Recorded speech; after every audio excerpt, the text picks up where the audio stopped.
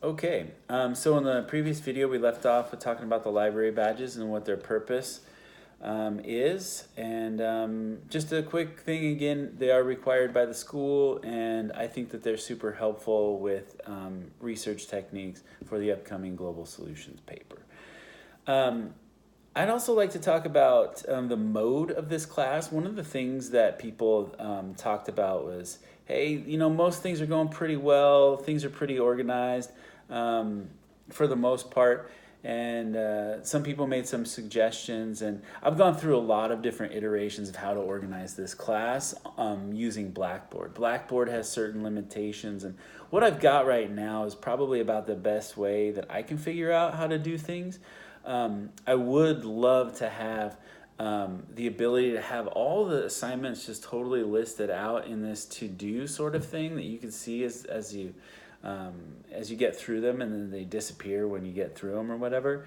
But I tried that once, and what I found was that people were not going into the weekly assignments folders. They were just looking at, oh, here's my assignment, boom, I'm going to do this. And then they miss half the instructions and get terrible grades. And it proved to be kind of a disaster for a little while when I tried that. So what I've done is provided you with that one schedule on the syllabus that shows all the assignments and the due dates that you can cross-reference with digging into the weekly or the module assignments.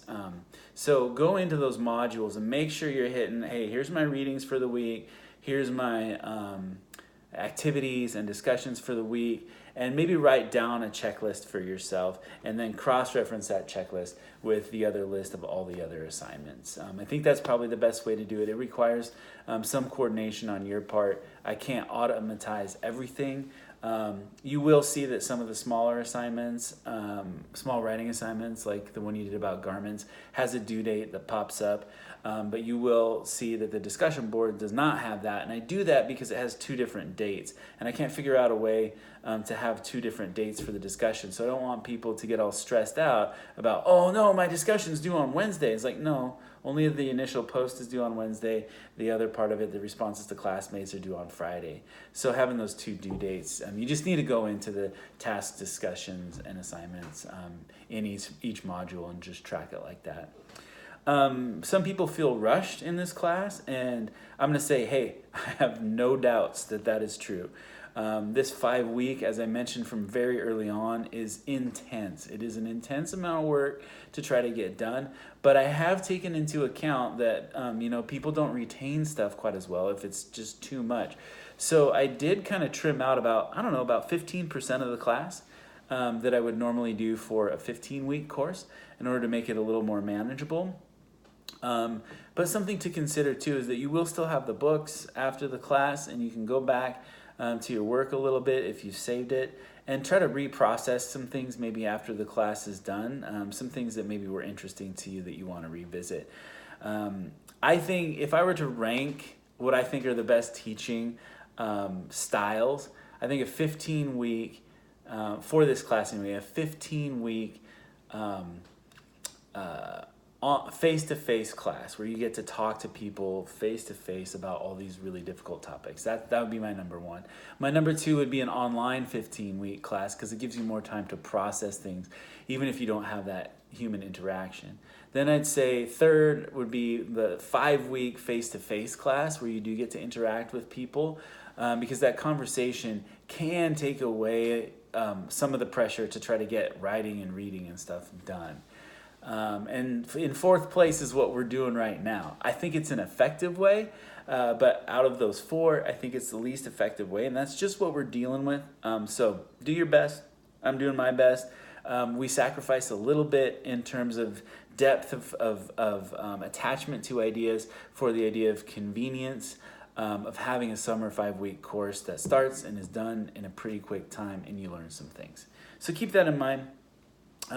Some people mentioned that there's a lot of reading, and some people even mentioned they don't like reading. what I'd encourage you to do is try to go into reading with the idea that, like, hey, this is the gold mine of information. I need this information in order to understand and pass this class. I have tried to provide more and more videos as we move along because I know it can get a little tiresome to be reading all the time. Unless it's the Invisible Hands book, that one seems to be one that people don't mind reading because the theory stuff, like the cycle of socialization and the 5 phases of oppression, can get pretty dense. Okay.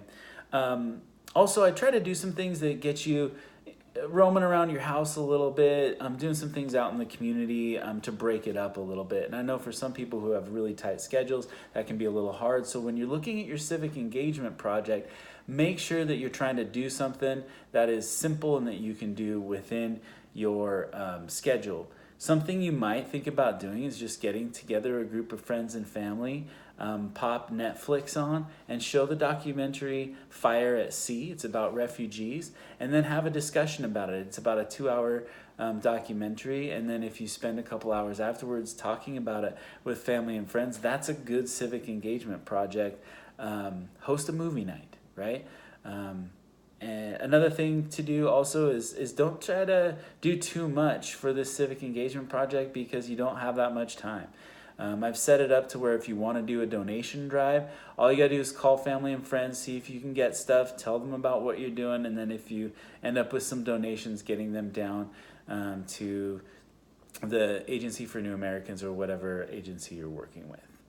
Okay. I'm going to stop there, and then we'll talk a little bit in the next one about the idea of politics.